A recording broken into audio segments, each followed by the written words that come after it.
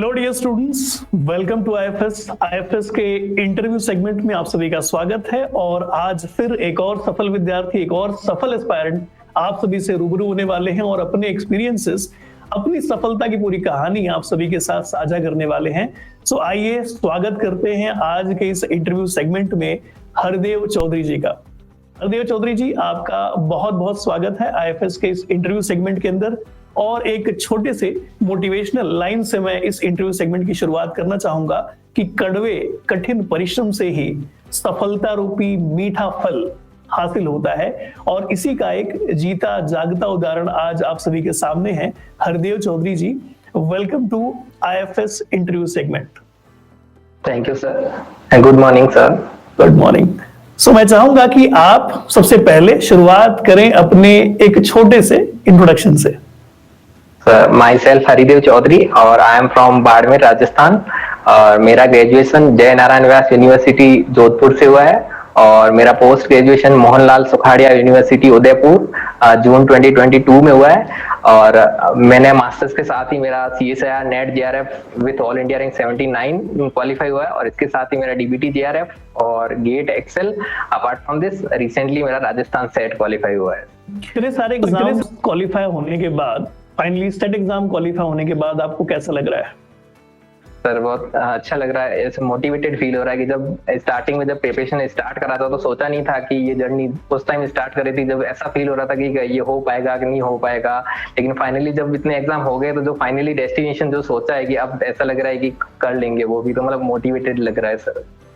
Okay, सो अब एक सवाल और आपसे पूछा जाएगा और ये सवाल इस प्रकार से है कि आपने कई सारे एग्जाम क्वालिफाई कर रखे हैं।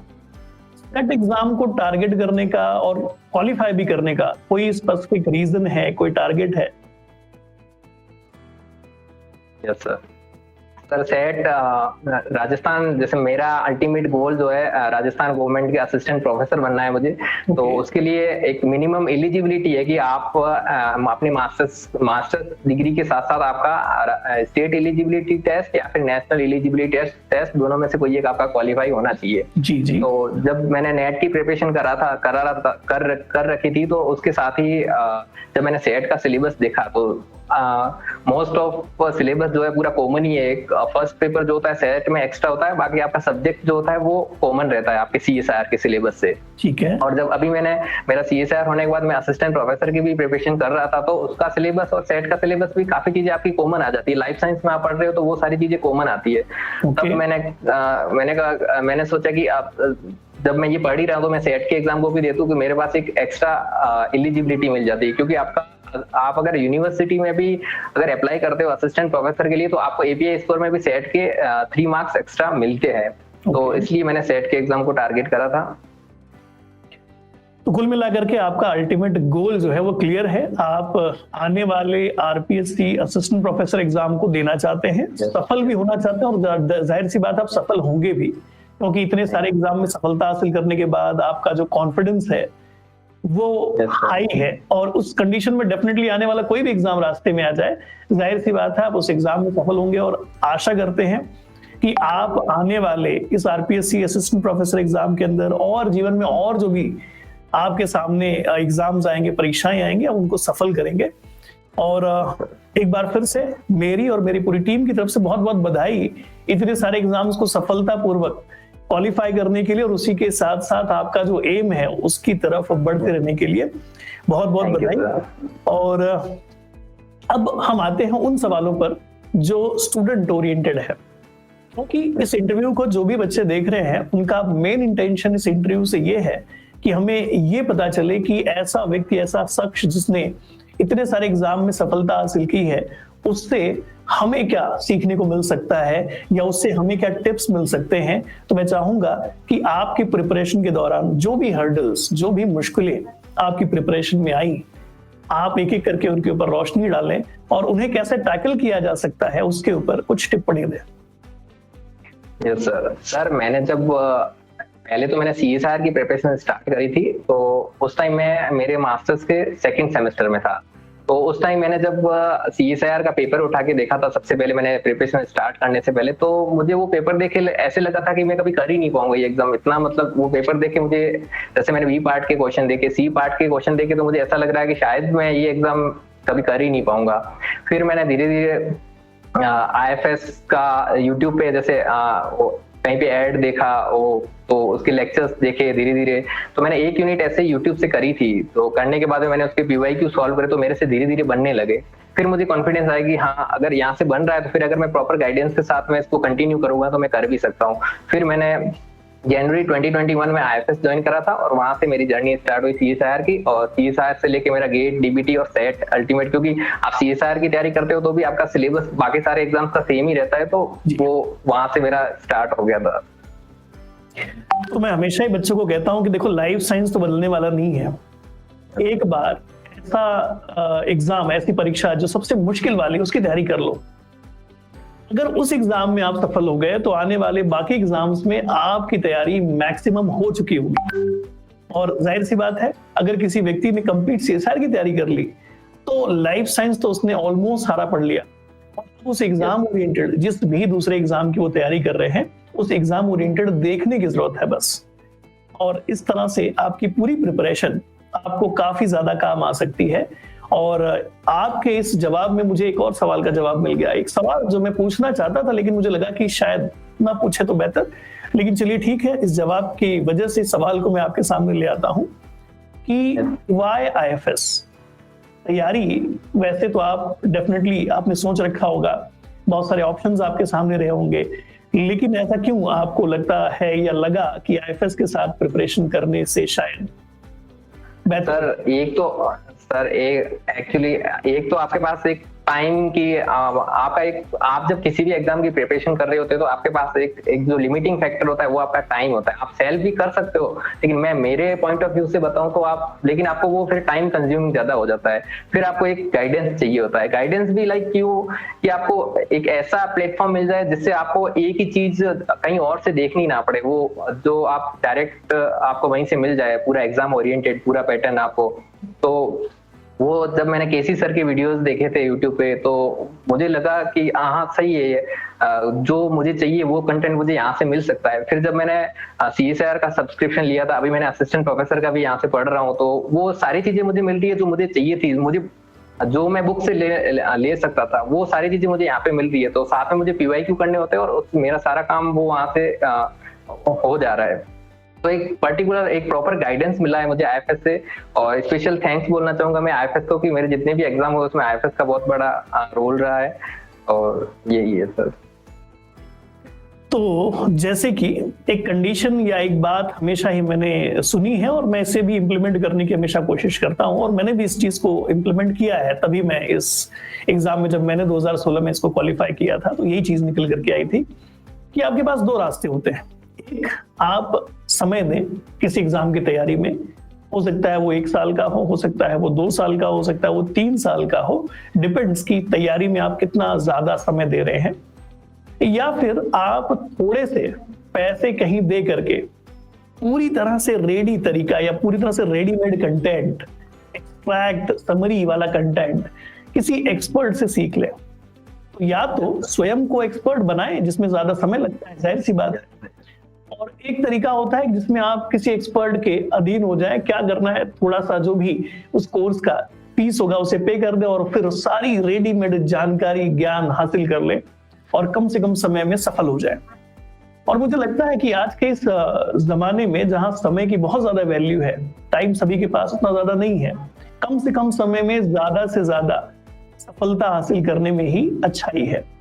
और जाहिर सी बात है, आजकल ये मौका हर किसी के पास है। आप घर बैठे इस तरीके से थोड़े से ही अमाउंट को पे करके आराम से जो एक्सपर्ट्स हैं उनकी गाइडेंस के अंदर कंप्लीट प्रिपरेशन कर सकते हो और प्रिपरेशन करके सफल भी हो सकते हो। जैसे कि हरदेव जी सफल होकर के हमारे साथ बैठे, इंटरव्यू में बैठे हैं।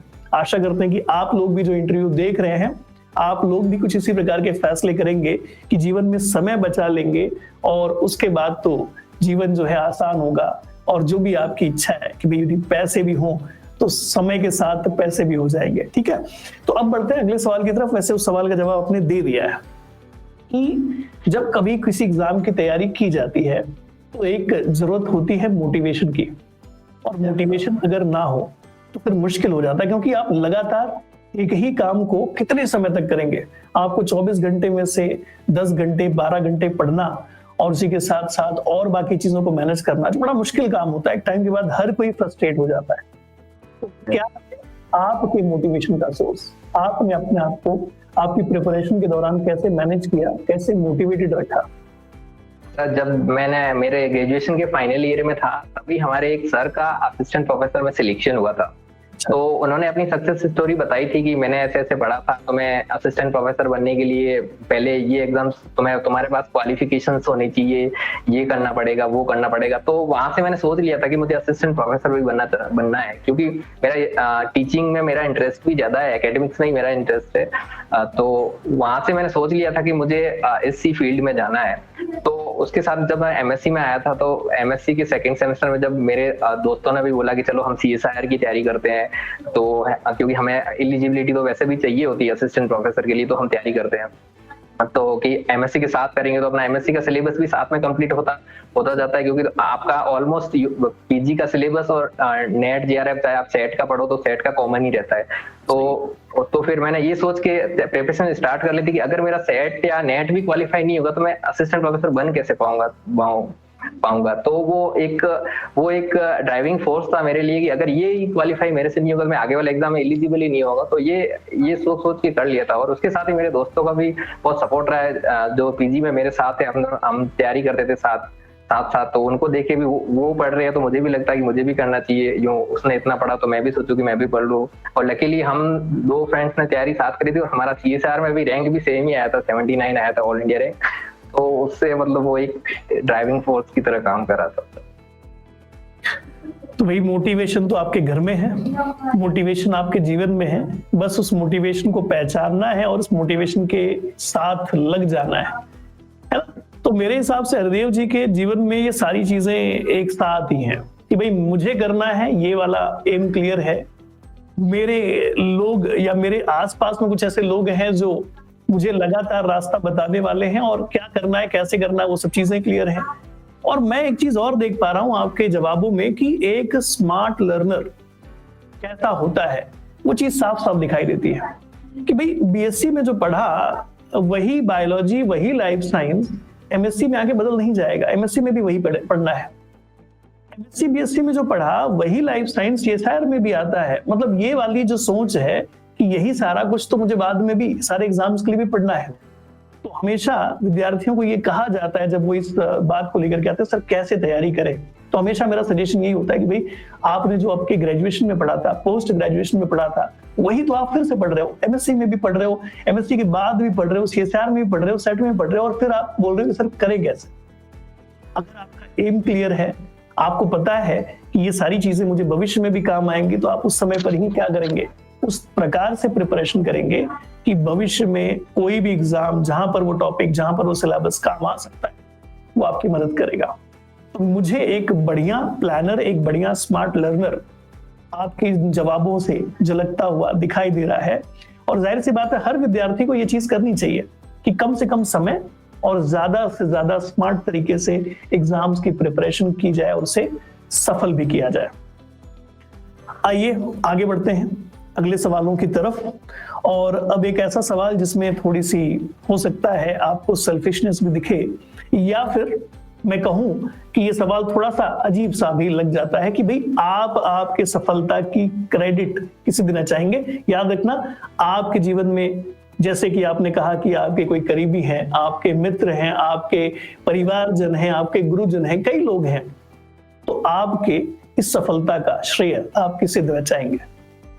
सर फर्स्ट ऑफ ऑल मेरी फैमिली का बहुत सपोर्ट रहा है, मेरे फ्रेंड्स का भी, और स्पेशल थैंक्स टू जो मैं इतने एग्जाम क्वालिफाई कर पाया हूँ वो आईएफएस का सपोर्ट रहा है, स्पेशली केसी सर। क्योंकि जब मैंने स्टार्ट करा था तो मुझे नहीं लगता था कि इतना सारा ये हो पाएगा, तो उनके मोटिवेशन से और उनके जब लेक्चर्स देखते हैं तो एक वो पॉजिटिव एनर्जी फील होती। तो स्पेशली आईएफएस की वजह से मैं इतने एग्जाम कर पाया हूँ, क्योंकि उनका एक वो कंटेंट इतना होता है कि तुम्हें कहीं और भागने की जरूरत नहीं होती, उनका आपका वीकली टेस्ट होता है। तो वो सारी चीजें बहुत हेल्पफुल प्रूव हुई है मेरी प्रिपरेशन के अंदर, तो स्पेशल थैंक टू आईएफएस। तो अब सेशन को हम यहाँ पर समअप करने से पहले एक ऐसा सवाल जिसमें हमारे स्टूडेंट्स का, हमारे व्यूअर्स का बहुत ज्यादा फायदा है, उसकी तरफ आते हैं। मैं चाहूंगा कि आप उन सारी जरूरी चीजों को, उन सारे जरूरी टिप्स को, उन सारी बातों को जो किसी भी विद्यार्थी को इस प्रकार के कॉम्पिटिटिव एग्जाम्स की तैयारी करने के दौरान ध्यान रखना चाहिए, उन सारी चीजों को एक बार समराइज करें, certain important tips from experts, और मैं चाहता हूं कि वो एक्सपर्ट एडवाइस आपकी तरफ से आए। यस सर, बेसिकली हम किसी भी एग्जाम की प्रिपरेशन कर रहे हो तो सबसे पहले अपनी मेन जो चीज होती है वो है कंसिस्टेंसी। आपको कंसिस्टेंट बनना रहना पड़ेगा। कंसिस्टेंसी के साथ साथ आपको एक होता है, ये एक ह्यूमन नेचर है कि आपको कभी कभी ऐसा भी लगता है कि मुझसे हो पाएगा कि नहीं हो पाएगा, ये एक नेचर है, एक नॉर्मल इंसान को आएगा, लेकिन इसको हावी नहीं होने देना आपको। बस कंसिस्टेंसी के साथ पढ़ते रहो। अगर आप सेल्फ स्टडी कर रहे हो तो भी आप रेगुलर पढ़ते रहो। अगर आप किसी कोचिंग इंस्टीट्यूट से या फिर किसी की गाइडेंस में पढ़ रहे हो तो वो जितना, जैसे रोज का उनका जो स्केड्यूल होता है आपको जितना देते हैं आप उसको फॉलो करते रहो, और वीकली उनका टेस्ट होता है उसको टेस्ट को देते रहो। और सबसे जो मस्ट चीज है जो आपको करनी चाहिए, वो छोड़नी नहीं चाहिए, वो है रिविजन। आपने जितना डेली का पढ़ा है आप नेक्स्ट क्लास में जाने से पहले उसको रिवाइज करके जाइए, और उससे रिलेटेड जो भी पीवाईक्यू है आपके पास जो भी है उसको सॉल्व करके जाइए। तो डेफिनेटली एक दिन ऐसा आएगा तो आप आराम से क्वालिफाई कर जाओगे, क्योंकि मेन चीज यही होती है। मेरे साथ भी स्टार्टिंग में ऐसे होता था कि जब मैंने प्रिपरेशन स्टार्ट की थी तो मेरा ऑनलाइन बैच था आईएफएस का, तो मैंने स्टार्टिंग में ज्वाइन करा था तो मुझे ऐसा लगता था कि मैं एक दिन में तो 2 क्लासेस ले लेता था, नेक्स्ट डे मेरी 1 क्लास भी नहीं हो पाती थी, ऐसे लगता था एकदम ये बोरिंग सा फील होता था। तो वो स्टार्टिंग में आपको लग सकता है, लेकिन आगे जैसे जैसे आप आगे बढ़ोगे तो आपको हैबिट हो जाएगी। फिर आपको एक फिक्स बना लेना है कि मुझे 4 क्लास दिन में देखनी है, या फिर 2 क्लास जैसे रेगुलर आती है आपको देखनी है, तो वो देखनी है आपको। उससे रिलेटेड पीवाईक्यू आपको करने हैं तो करने हैं, और रिवीजन से रिलेटेड पीवाईक्यू आपको करने हैं। ऐसे अगर आप स्ट्रेटेजी फॉलो करोगे तो आपको कभी मतलब आपका वो इकट्ठा नहीं होगा जो पीछे आप जो पढ़ रहे हो, तो आप बहुत हेल्पफुल प्रूव होगी। अगर आप अपना स्केड्यूल अगर इम्बैलेंस करते हो तो एक लास्ट टाइम आपको क्या होता है, बहुत सारा एक्यूमुलेट होता जाता है, फिर आपके ऊपर प्रेशर आता है कि मुझसे होगा कि नहीं होगा। तो ये सारा प्रेशर आना भी एक अपने आपको खुद की वजह से ही आता है, क्योंकि हम स्टार्टिंग में कुछ गलतियां कर लेते हैं, उनको सुधारने की कोशिश नहीं करते, तो वो होता जाता है। तो स्टार्टिंग से एक प्रॉपर स्ट्रेटेजी के साथ चलिए, डेफिनेटली आपका एग्जाम क्वालिफाई हो जाएगा। Okay, so first of all plan the work and the second is work on the plan. ये चीज करते हैं तो सही बात है कि सफल और सफलता दोनों चीजें आपके पास जरूर होंगी। तो इस प्रकार से आशा करते हैं कि आप सभी को इस छोटे से इंटरव्यू सेगमेंट से बहुत कुछ पॉजिटिव चीजें, बहुत कुछ ऐसी चीजें जो आपको मोटिवेट करेंगी, ये सब चीजें यहाँ से सुनने को मिली होंगी। और इसी प्रकार के कई सारे इंटरव्यूज के लिए अगर आप चैनल पर नए हैं, पहली बार इस इंटरव्यू को देख रहे हैं, तो चैनल को सब्सक्राइब कर लीजिएगा, क्योंकि हम इस प्रकार से कई सारे सफल विद्यार्थियों के साथ लगातार बातें करते हैं और आपके साथ उनकी बातों को, उनके सारे जरूरी इंपॉर्टेंट टिप्स को शेयर करते हैं, और आशा करते हैं कि इन चीजों को आप अपने जीवन में उतारेंगे, प्रैक्टिस में लाएंगे, और जैसे इतने सारे विद्यार्थी हमारे साथ सफल हुए हैं, आप भी सफल होंगे और किसी दिन मुझे मौका देंगे कि मैं आपका भी इंटरव्यू ले पाऊं। और इसी के साथ इस छोटे से इंटरव्यू सेगमेंट को समाप्त करते हैं। Thank you so much. Happy learning to all of you.